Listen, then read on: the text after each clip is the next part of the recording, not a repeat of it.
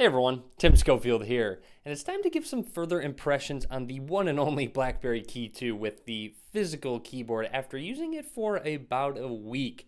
So I do have a lot of thoughts on this device, more to come in my full review as well, so make sure you click that subscribe button so you're notified.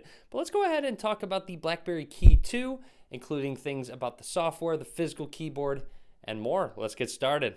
Some further impressions on design after using the phone. I will say it's a very premium feeling device. On the side, I do really like the texture that is on the power button. I almost wish the convenience key was actually on the other side of the phone. That's just a personal preference of mine. And then on the back, I do like the grip. It does collect a little grease, which you can clean off just fine. But it is a nice softer touch feel, which adds a lot of grip, easier to hold on to.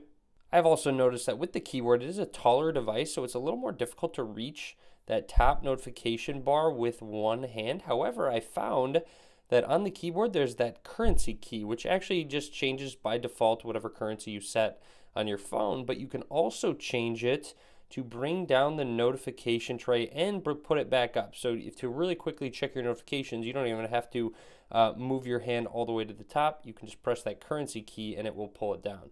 Next is the display on the Key 2, and overall, I do wish it was a little bit larger.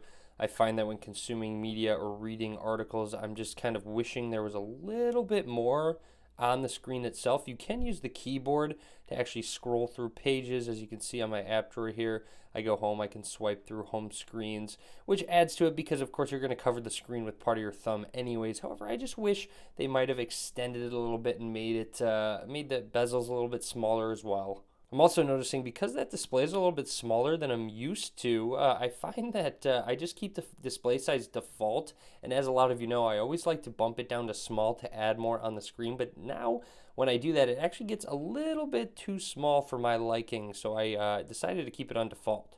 Now also, I've noticed when outside, the display does not get as bright as I would like. You can still see it.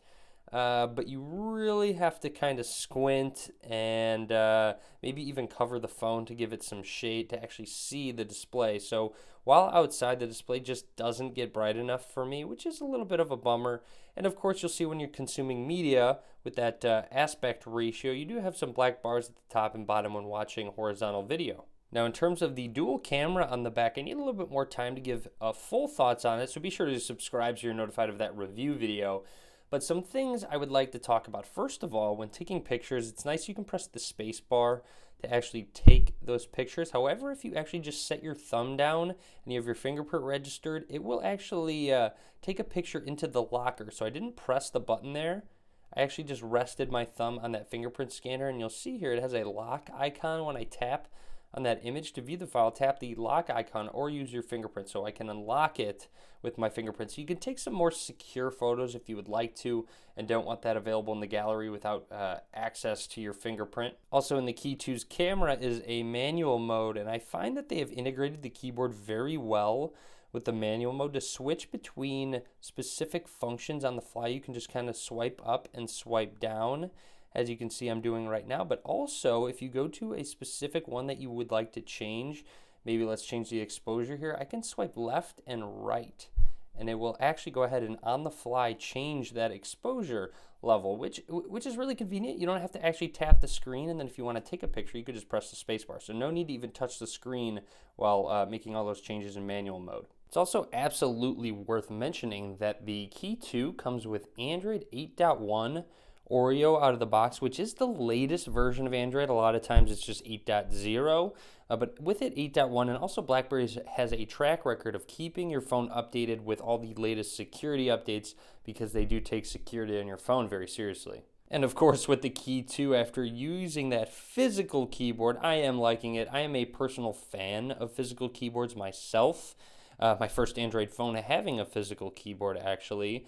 But it took a little bit of time, but I'm finally used to using the physical keyboard and typing on it. And you can get very quick with it, I will say, and even typing without looking becomes a norm. And I find that almost muscle memory is a thing when it comes to typing on a physical keyboard.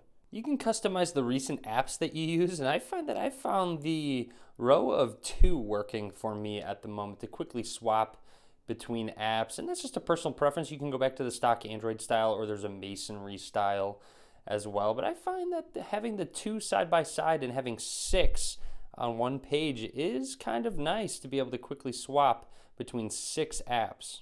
Having the lock screen wallpapers change on the fly is a nice addition, and I found you can actually customize these.